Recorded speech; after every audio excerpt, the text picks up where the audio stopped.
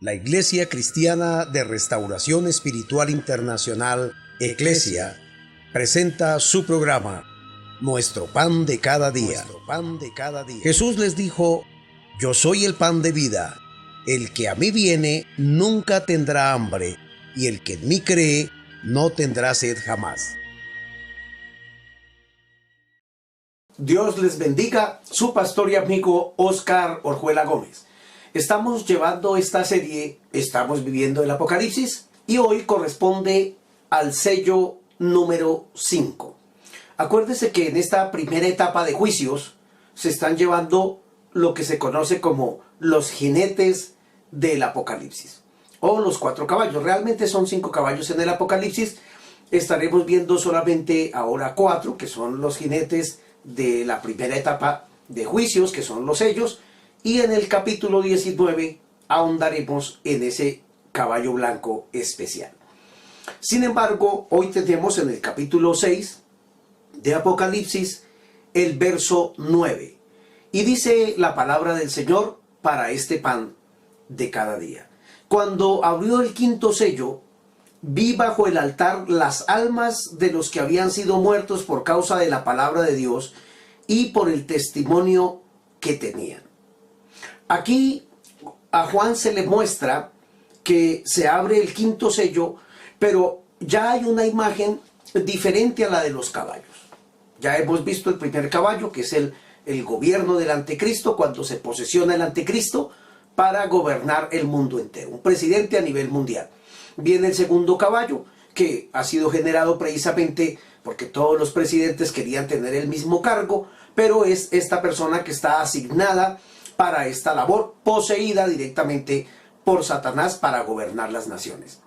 De hecho, quiero decir que nadie puede gobernar el mundo entero a menos que tenga todo el poder y la sabiduría de Dios, o la sagacidad y el poder que Satanás le puede otorgar. Sin embargo, el anticristo será la persona poseída por Satanás directamente, porque dice la Escritura que es el dragón, la serpiente antigua, es decir, Satanás, quien le otorga y le da y le concede ese poder, porque Dios se lo ha permitido. Ese es el caballo blanco. Luego viene el caballo rojo, que se ha generado una guerra, ya lo hemos dicho, la Tercera Guerra Mundial, y habrá otra guerra, sin lugar a dudas, más adelante, que será la guerra. Esta Tercera Guerra sería la Tercera Guerra Mundial entre los hombres, ¿sí? Confrontándose nación contra nación. Pero la última guerra que habrá dentro de los juicios apocalípticos será una guerra diferente. Parece ilógico lo que voy a decir, pero está registrado. Y es la guerra de todos los hombres que odian a Dios, que no aman al Señor, contra Jesucristo.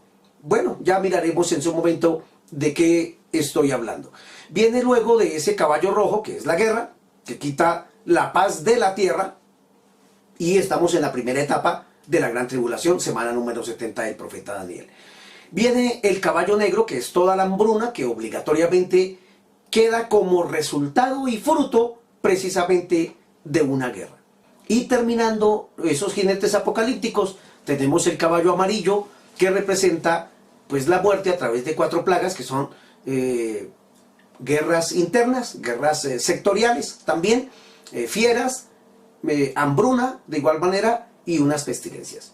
Ahora, el panorama aquí va a cambiar. Ahora Juan se le muestra, dentro de la visión, dentro de la revelación que está teniendo, otro episodio, pero este no es aquí.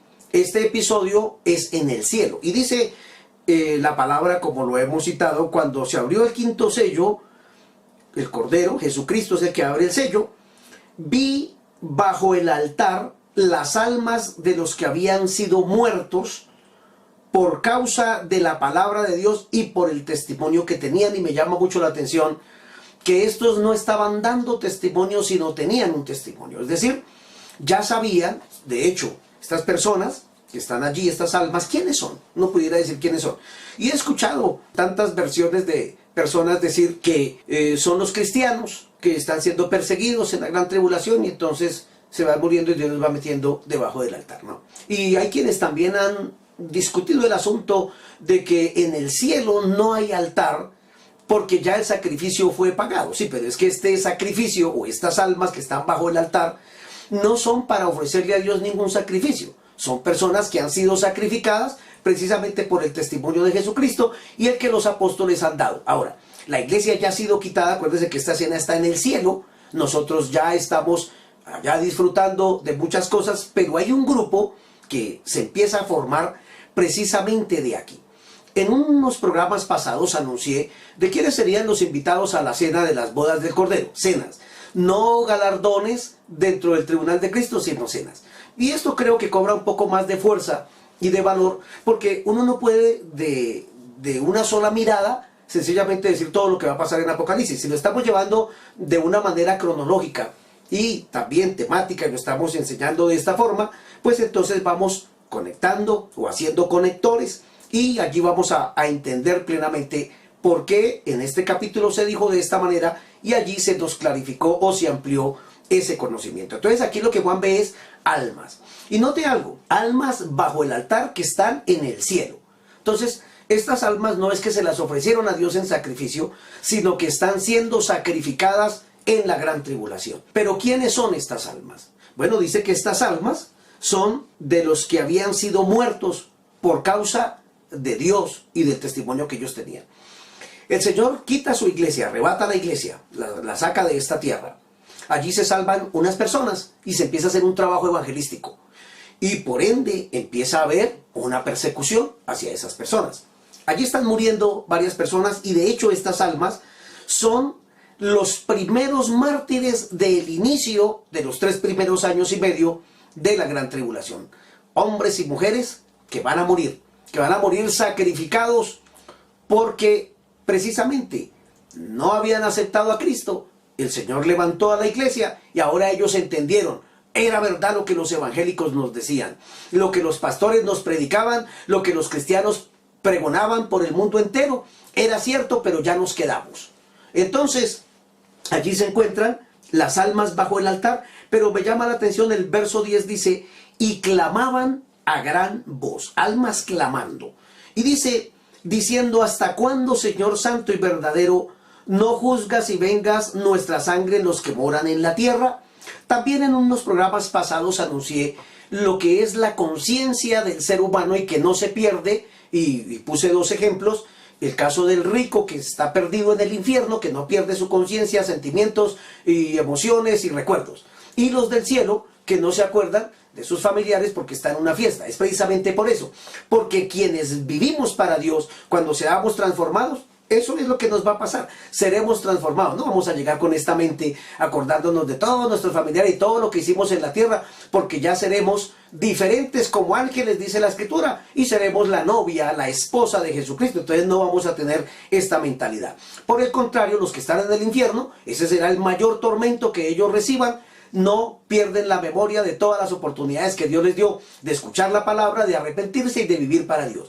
Pero estas almas, que son un grupo diferente a los 2 que acabo de mencionar, sencillamente están clamando por venganza. Pareciera entonces que uno dice, entonces sí hay la conciencia, porque dice, ¿por qué no nos vengas, Señor santo y verdadero, y juzgas y vengas nuestra sangre en los que moran en la tierra? Es decir, que se acordaban por qué habían sido muertos. Pero note algo, estos no pertenecen ni a la iglesia, porque ya la iglesia está en el cielo, ni son perdidos. Son almas que ahora han tenido que ganarse su salvación mediante una persecución tremenda del anticristo, obviamente, y que están siendo sacrificados y asesinados. Entonces, le están pidiendo a Dios, note que ellos no están aquí maldiciendo. Lo que están diciendo es cuándo nos van a hacer justicia de lo que nos hicieron a nosotros, porque las almas estaban bajo el altar, un altar de sacrificio. Entonces, dice la palabra del Señor, versículo 11, y se les dieron, note que Jesús no les contestó ahí inmediatamente, sino les entregaron, y se les dieron vestiduras blancas, y se les dijo que descansasen todavía un poco de tiempo, hasta que se completara el número de sus consiervos y sus hermanos que también habían de ser muertos como ellos. Entonces, están ellos siendo perseguidos aquí en la gran tribulación, en esa primera etapa, los están asesinando, y esas almas, pues obviamente, están siendo llevadas al cielo. Alguien nos escribía acerca de precisamente que clarificara el concepto de por qué estas almas, si la Biblia no hablaba como de otro arrebatamiento. Bueno, si tenemos la capacidad de creer que el 4.1, el sube acá, significa arrebatamiento, es decir, almas llevadas al cielo, entonces, ¿por qué no vamos a creer lo que está diciendo aquí la Escritura? Que estaban muriendo y siendo llevadas también al cielo, arrebatados al cielo, pero ya no con la iglesia, sino debajo del altar del sacrificio. Ahora, a ellos se les entrega vestiduras blancas. Acuérdense que si son mártires, sé que estaban ensangrentados en el altar, pero se les entregan unas vestiduras blancas que habla precisamente, ya hemos dicho algunas veces, que las vestiduras blancas representan las acciones justas de los santos. Estos les correspondió, entre comillas, su justicia, no porque habían tenido el testimonio de vivir el Evangelio, sino porque creyeron ahora sí y se están salvando con el precio de muerte que, por causa de la persecución del anticristo, entonces se la tienen que ganar. Sin embargo, al dársele estas vestiduras blancas, que habla de la justificación que Dios da a ellos, es decir, les tocó ganársela de esa manera, se les dice que descansasen todavía un poco de tiempo. Note que estas almas no están siendo atormentadas. Estas almas fueron sacrificadas y perseguidas y son mártires del inicio de la gran tribulación. Y allí están descansando. Están clamando, pero descansando. Cuando están clamando no es porque ellos estén llenos de odio. Lo que están diciendo es, para que se cumpla la Escritura, ¿cuándo, Señor, nos darás la venganza en los que moran en la tierra y de nuestra sangre que fue derramada? Y al dársele las vestiduras blancas, se les anuncia algo más. Descansen todavía un poco. ¿Ve? Ellos no están atormentados, ellos están descansando. Descansando con vestiduras teñidas de sangre, porque fueron mártires, pero se les entrega vestiduras nuevas, es decir, tranquilos, no ha pasado nada. Descansen todavía un poco de tiempo hasta que se complete exactamente el número de tus hermanos y consiervos que también han de ser muertos igual que ellos. Cuando Juan ve esta escena, pues él se aterra. Juan ve y allí hay algunas personas, todos están clamando, están ensangrentados. Se queda mirándolos, ve que se les pasan las vestiduras y se les da una orden: descansen, estén tranquilos. Ahora, note que esto pasa precisamente en la primera etapa de la gran tribulación. Pero se les dice que se queden tranquilos, que descansen hasta. Eso significa que hay un periodo de tiempo y un número que se tiene que completar, que más adelante lo miraremos. Precisamente cuando se complete el grupo es que van a subir antes de que sea la segunda venida de Cristo. ¿Por qué?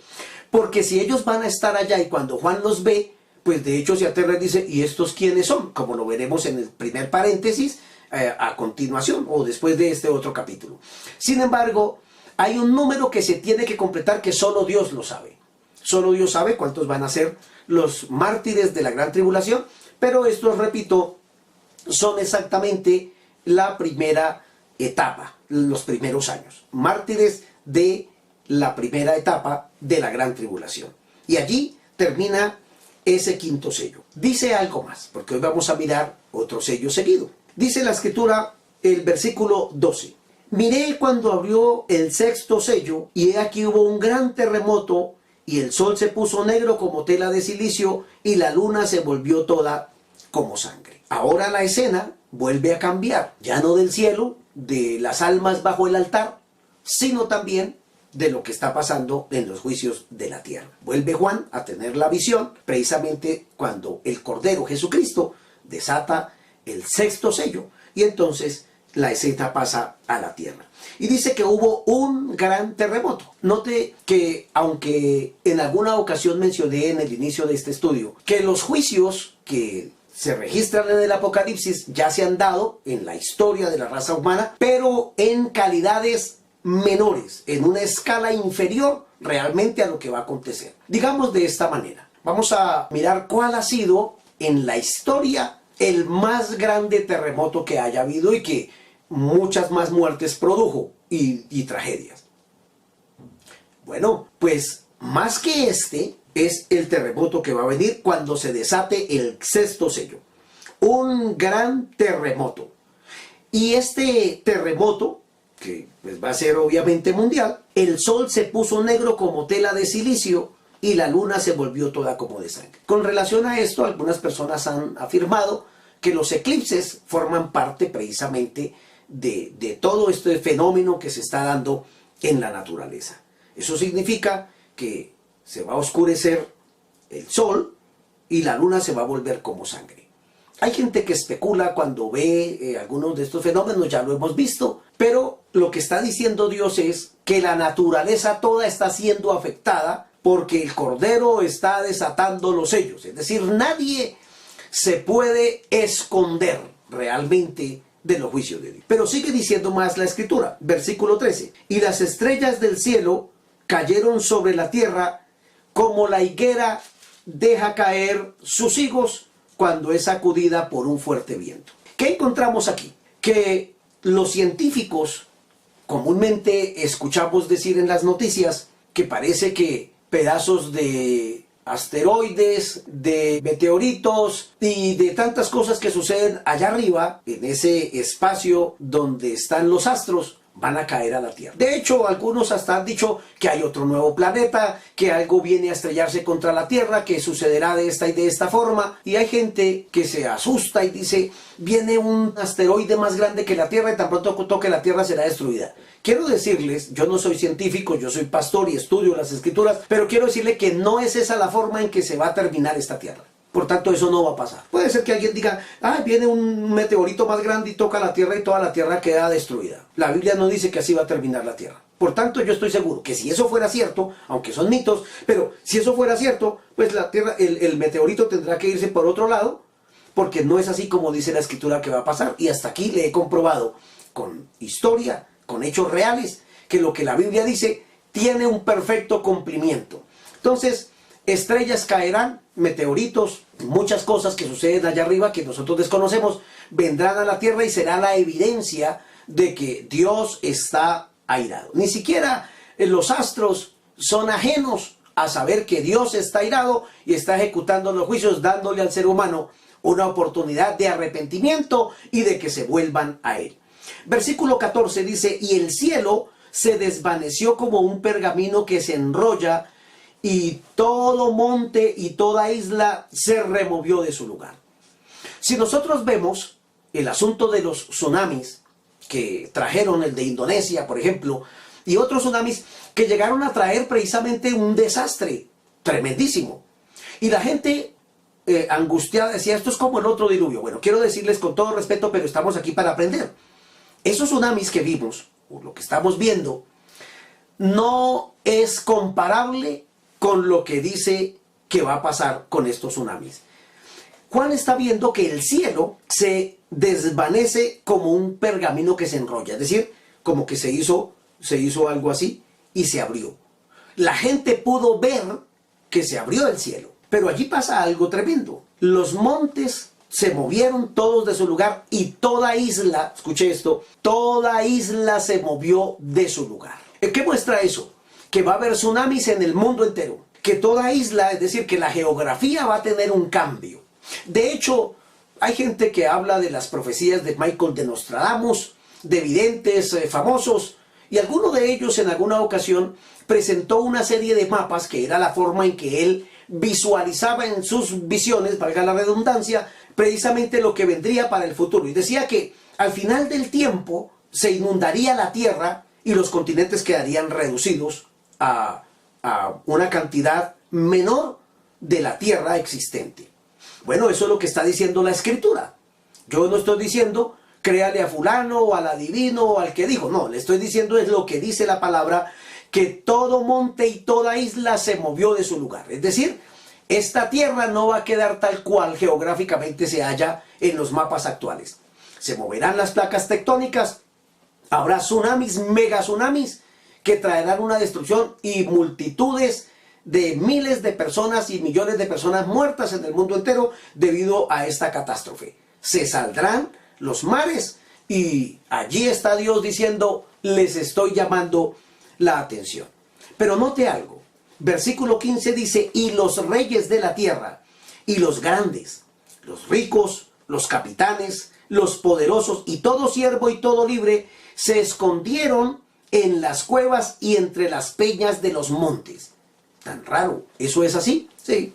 La gente va a ver, cuando se abra ese rollo, como el cielo enrollándose, Dios les va a permitir visualizar un momento. Pero note que lo que ellos ven no es a la iglesia de Jesucristo allá celebrando en lo que estamos haciendo en ese entonces, sino que lo que van a ver es algo tan espantoso y terrible que van a ver sentado en el trono a Jesucristo airado por los juicios que está demandando. ¿Por qué se lo digo con seguridad? Porque ya le voy a leer un par de versículos y le voy a decir a quién se refieren estas personas. Pasé años de mi vida dándole vueltas al Apocalipsis, estudiando, investigando, indagando, porque me quedaba pensando en esto. ¿Qué va a pasar con aquellos llamados cristianos, pero que apostataron de la fe, se apartaron de Dios? Yo preguntaba, ¿qué va a pasar con los que se quedan? Porque no todo el que dice ser cristiano va a ser arrebatado. Una cosa es que yo diga que soy cristiano y otra cosa es que yo viva el evangelio. Son dos cosas diferentes. No es lo mismo lo que la Biblia dice del evangelio y otra cosa muy diferente lo que hace un evangélico. Esa es la diferencia grande. Entonces le di vueltas por todo lado y encuentro en este pasaje precisamente que hoy hay algo que está sucediendo. Hace unos días atrás miraba una noticia donde un presidente de un país ya tienen túneles hechos por si se presenta algún ataque bélico. Entonces, ¿dónde se van a esconder? Aquí dice, los reyes, es decir, los presidentes de la tierra, los poderosos, los capitanes, los grandes, los famosos, los que son intocables, los que pretenden que porque tienen un poder gubernamental nadie los puede tocar. Los juicios de Dios en la gran tribulación tocarán a todo el mundo y a toda la naturaleza también. Y aquí los vemos. ¿Dónde están? Escondiéndose debajo de la tierra. ¿Quién no sabe que hay túneles también? Las noticias lo dicen. En Estados Unidos, búnkeres debajo de la tierra. La pregunta es, ¿por qué los gobernantes de la tierra los mandan preparar de antemano? Porque se tiene que cumplir la palabra. Porque la Biblia no dice mentiras. Ahora, ellos no recibieron una orden de parte de Dios que hagan túneles para esconderse. Ellos lo están haciendo estratégicamente, precisamente para poder subyugar y burlarse, en este caso, de sus enemigos por los cuales están luchando para obtener el poder. Pues aquí los encontramos. Están todos los grandes, los reyes de la tierra, los ricos, los capitanes, los poderosos. Y también todo esclavo, todo siervo y todo libre. ¿Quiénes están allí? Se escondieron en las cuevas y en las peñas de los montes.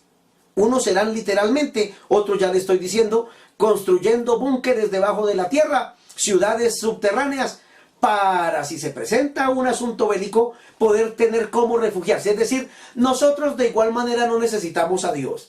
Tenemos ya acuartelamientos, tenemos lugares preparados, provistos de muchas buenas cosas para pasar tanto tiempo, si eso llegara a suceder. Es decir, que intuitivamente sí saben que hay un juicio que los está persiguiendo. De hecho, el profeta Isaías dijo, vuestros pecados han hecho separación entre vuestro Dios y ustedes, de tal manera que esos pecados los perseguirán. Pero me llama la atención cómo termina el pasaje precisamente de estas personas que se están escondiendo en las cuevas y debajo de las peñas. Mire usted que hay personas que hasta en las montañas hacen sus guaridas, digo yo, sus penthouse y sus lugares exóticos. ¿Para qué? Para que nadie los mire, para esconderse del mal que vendrá, para que a nosotros no nos toque. Para eso tenemos plata, para eso trabajamos. Pero el verso 16 me clarifica algo que durante muchos años estuve meditando.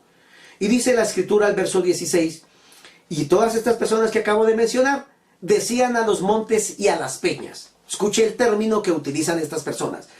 Caed sobre nosotros y escondednos del rostro de aquel que está sentado sobre el trono y de la ira del Cordero. Verso 17, porque el gran día de su ira ha llegado, ¿y quién podrá sostenerse en pie? Es decir, que estas personas están utilizando un lenguaje que solamente utiliza la persona que conoce a Dios. Quizá estos eran apóstata todo. Ellos están hablando primero de un trono. ¿Cuándo usted ha escuchado a una persona que no conoce a Dios hablar del trono de Dios? Ellos de eso no hablan nada. Eso, el cielo es grande y es chévere y allá cabemos todos porque mi Diosito es bueno. Eso es lo que yo escucho a un impío y a un pecador hablar cada día. Ellos no conocen los términos espirituales de una persona que conoce a Dios. Aquí están hablando. de la ira del Cordero, del que está sentado en el trono, y del gran día de su ira ha llegado escondernos. ¿Por qué se quieren esconder? Porque sabían que lo que se les había predicado y lo que ellos conocían es una verdad y ahora lo están viviendo en carne propia. Ya no se los están contando. Ya no es... eso fue una predicación de los pastores para amenazarnos y asustarnos con el infierno para que nos volvamos evangélicos. ¿Sabe por qué estamos haciendo toda esta serie de programas? Precisamente para evitarle los terribles juicios que vendrán en esa semana 70 del profeta Daniel. Es decir, estos 7 años de juicios terribles que, como ya se ha dado cuenta, ninguno ha descansado. Se está terminando un juicio, llega el otro, está terminando ese, llega el otro. Y aquí vemos las consecuencias precisamente de las personas que no quieren saber y conocer de Dios. A estos les he llamado yo, ¿dónde están los que se quedaron? Aquí aparecen, gritándole y escondiendo a las peñas, gritándole a los montes, mejor sepúltenos aquí, porque no soportamos ver lo que vimos.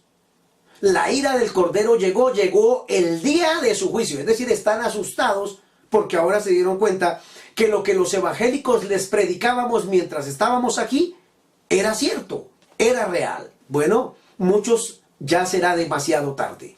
Ahora estos prefieren que se les venga una montaña encima y quedar sepultados bajo tierra, pero no ver la escena de lo que Dios les permitió ver, como el cielo se enrolla y ven no a Jesucristo, el manso Cordero Pascual que vino a morir por nosotros, sino algo terrible tuvieron que haber visto, porque eso dice la Escritura, que le decían a los montes y a las peñas, caigan sobre nosotros y escóndanos del rostro de aquel que está sentado en el trono, porque el día de su ira y de su juicio ha llegado.